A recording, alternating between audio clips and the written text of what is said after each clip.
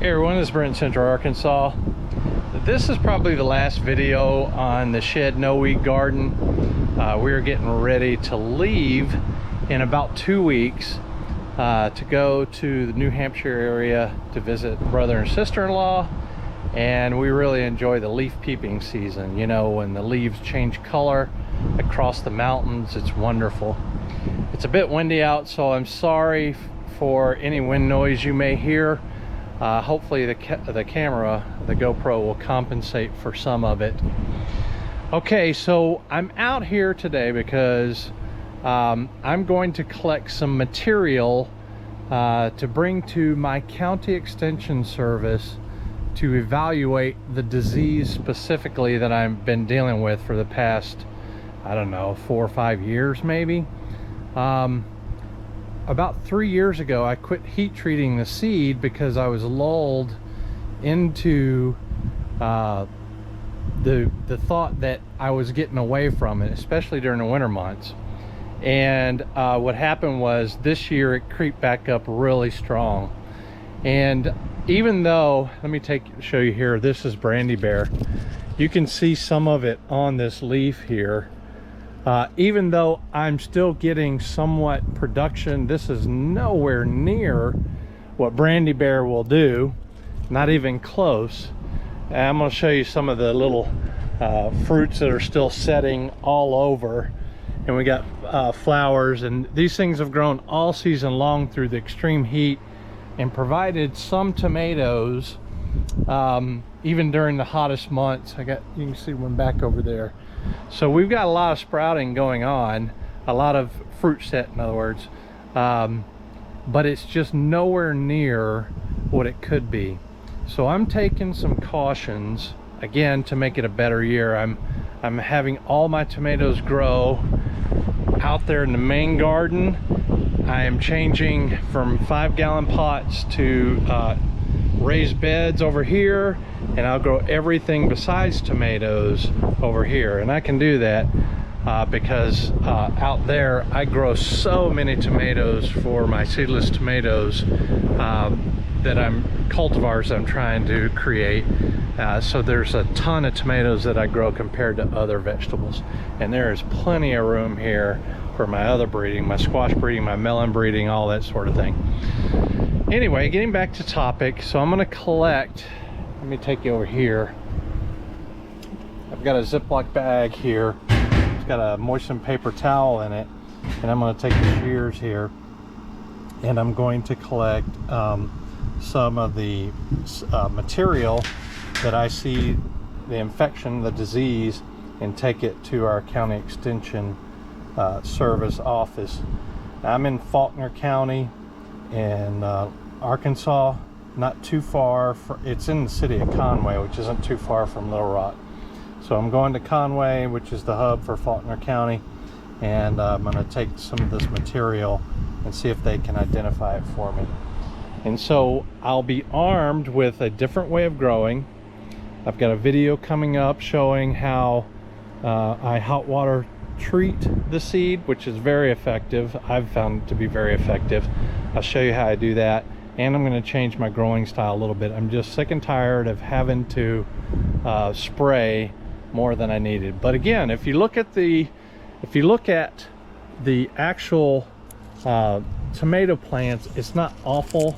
You'll see comparable videos of other people that are having these types of issues and leaf curl and all kinds of stuff like that.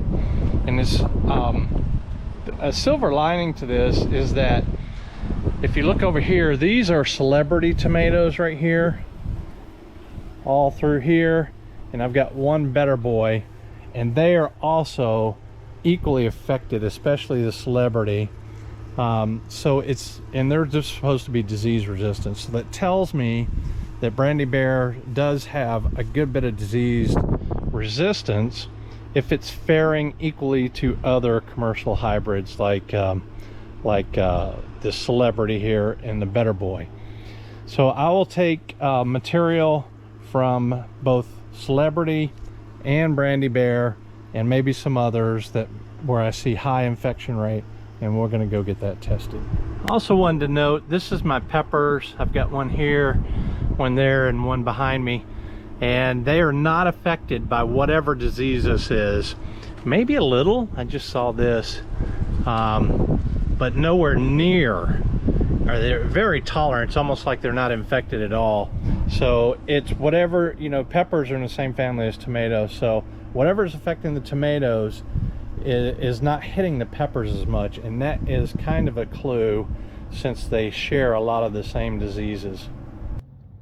I'm in Conway at the Faulkner County Co-op Extension Service. This is I think they have one in every county, but this is an extension of the University of Arkansas Agriculture.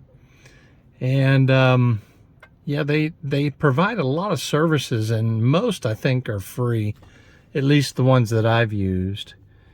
And so they offer a lot of things like what I'm doing with disease. They'll do soil tests. They're just definitely something you should utilize in your arsenal. So I've got this bag here. Let me show you here of the various diseased pieces of vegetation that I'm taking in, and that paper towel that I wetted is keeping it moist. It's a similar process I use when I sent my material to Northeast United States to genetics lab to have my seedless tomatoes evaluated. Anyway, yeah, it does a really good job. It keeps it moist, and it'll help provide a better look at the material versus if it was really wilted, because I didn't take this extra step. So I'm going to go in here. I'm not going to, it's right over here, I'm not going to film them inside because I just feel uncomfortable filming people without them knowing about it.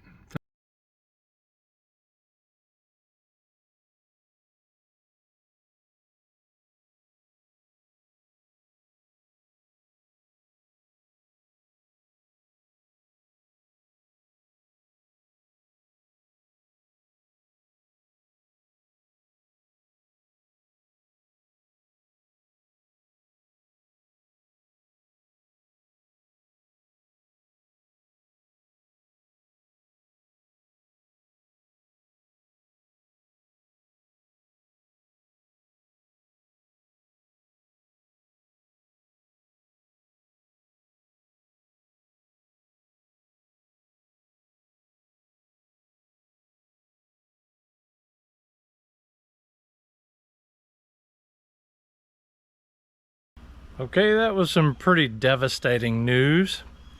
I mean, I knew I had disease, and I know that I have to correct it, which is why I sent it in to begin with. But I've got a plan to deal with it. I'm going to talk about that a little bit in depth and share with you what I plan on doing, because who knows, maybe it'll help you. It's certainly going to be a reminder for me. Something I can look back on and say, boy, you gotta learn your lessons and fix them. So anyway, I'll turn the camera around now and I'll share with you my plans to fix it. This is Brandy Bear in these next two rows, and you can see that they're producing not the best they can, I know for sure, but if you look through down the line here, you can see babies popping up everywhere. And I know that she would do much better if she didn't have to put up with this mess here, the disease that was sent off to begin with. But I am happy knowing that she is trying to push tomatoes through the disease and through this hot summer we had. So my fix is going to be twofold. Well, it's going to be several things. One is I'm going to hot water treat that article, the seed, that article that you saw in the video before this part of the video right now talks about hot water treating the seed. As a breeder, I can't go get a Brandywine, Cherokee Purple, or a Big Beef tomato and just regrow it from Trusted Seed Source, because I actually breed this stuff. So I have to get rid of it, otherwise I lose all my lines. And so I'm going to hot water treat the seed and then bleach treat the seed Both I've done in the past. I've got videos on it. And so I've actually already heat treated my winter grow room tomatoes that I'm going to grow through the winter. And I'm going to put up a video on how I did that pretty soon. Probably right after this one. So hot water treating the seed is the first thing I'm going to do to be proactive, because this disease really only affects the tomatoes. It can affect the peppers. I'm not seeing it on the peppers much, if at all, so I'm not too worried about the peppers.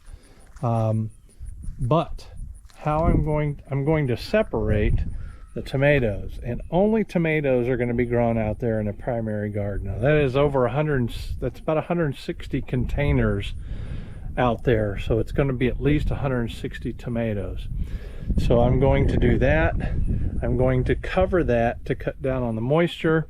I'm going to remove every single container. I'm going to take all the mix that's in there and put it in this side over here in raised beds. I'm going to populate this with raised beds. I've already made up my mind. I'm going to use all the soil over there. I'm going to disinfect the trellises and the supports with a bleach solution, as it suggests in the article, and I'm going to bleach treat all the pots that I'm going to reuse from out there. Over here, I'm going to, throughout the winter here, I'm going to get raised beds like these here, and each raised bed's going to have a trellis on it, and I'm going to continue with raised beds here. And the reason why I'm doing that is because watering issues. I'll explain that later, but I'm going to switch to raised beds. That way I don't have to worry about overhead trellising.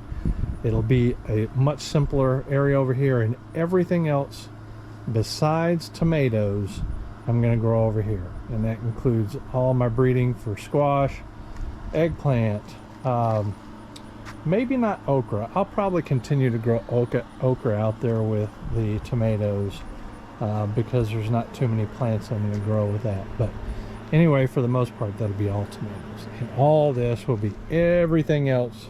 Beans, peppers, just everything over here. So this was a hard lesson to learn. And I really believe that the University of Arkansas, they sent it up there to Fayetteville to get it tested. I really believe that they're right on. But even if they're not right on, this plan should tackle just about everything else. I'm going to be careful when I go from this side, what I call the shed no-weed garden, to the main no-weed garden. I'm going to be careful going back in between each one of those. I'm going to wash my hands. I'm going to have different types of shears. I'm going to wash my hands, like I said, frequently if I pass between the two, disinfect the various tools, and definitely not transmit, or attempt not to transmit things from one to the other, garden plot area to the other. So this is Brent, you guys. We'll see you later. Thanks for watching. Please like and subscribe. If you have any questions or comments, leave them down below. See ya.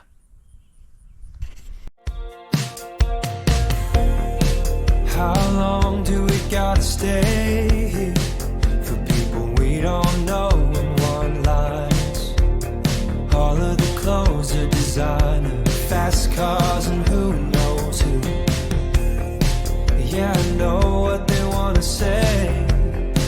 They're gonna ask me if I'm gonna make it. I don't care if I'm gonna have to fake it, long as I can be real.